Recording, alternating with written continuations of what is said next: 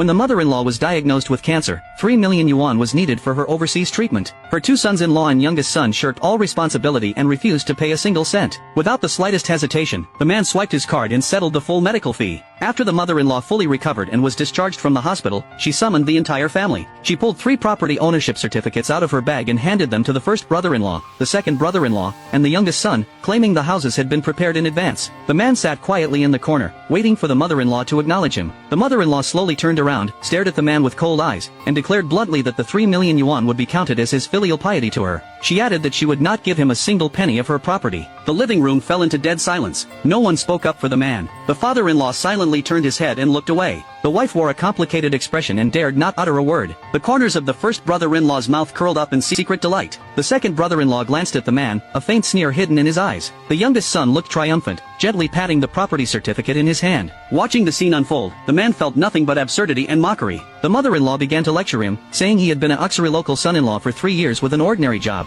and that paying for her treatment finally showed he had a conscience. She claimed her daughter had not married him in vain. The youngest son chimed in, mocking the man's low salary and insisting the 3 million yuan was actually his wife's money, meaning the man had lost nothing at all. The man shot a desperate look at his wife, hoping she would stand up and refute the lies. The wife stood up timidly and whispered that her mother was being unfair. The mother-in-law snapped at her sharply, accusing her of siding with an outsider against her own family. The wife immediately shrank back and fell silent. In that moment, the man's last shred of hope for his wife was completely shattered. The first brother-in-law quickly played the hypocritical peacemaker, claiming the mother-in-law only wanted to spare the young one's pressure, and that the man would have plenty of chances to earn money later. The second brother-in-law rushed to agree, lying that the mother-in-law loved her daughter the most and that the money was just being held temporarily for them. The living room quickly returned to noise and laughter. The brothers-in-law and the youngest son excitedly talked about decorating their new houses. Not a single person at the table spared the man another glance. Just then, the man's phone vibrated softly. A new email popped up, sent by the Overseas Oncology Center. It was a confirmation letter for the mother-in-law's follow-up treatment plan. The email warned, the plan must be confirmed within 12 hours, or it would be automatically cancelled, and the reserved medical resources would be released. The man stared hard at the word cancel.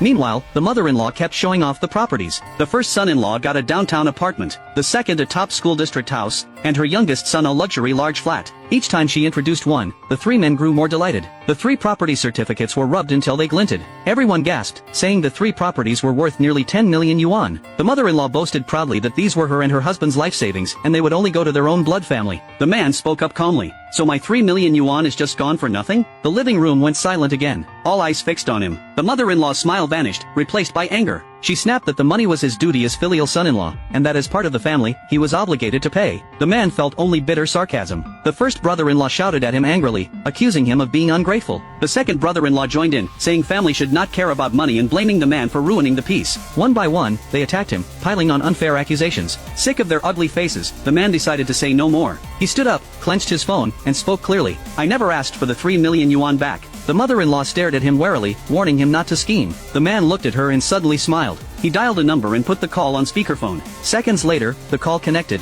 The man spoke fluent English. His wife stared at him in utter disbelief. The smirks on the brothers-in-law's faces froze completely. None of them had ever guessed the ordinary son-in-law was fluent in a foreign language. The man took a deep breath, looked straight into the mother-in-law's eyes, and said in clear, cold English, I am calling to cancel the follow-up treatment for my mother-in-law immediately.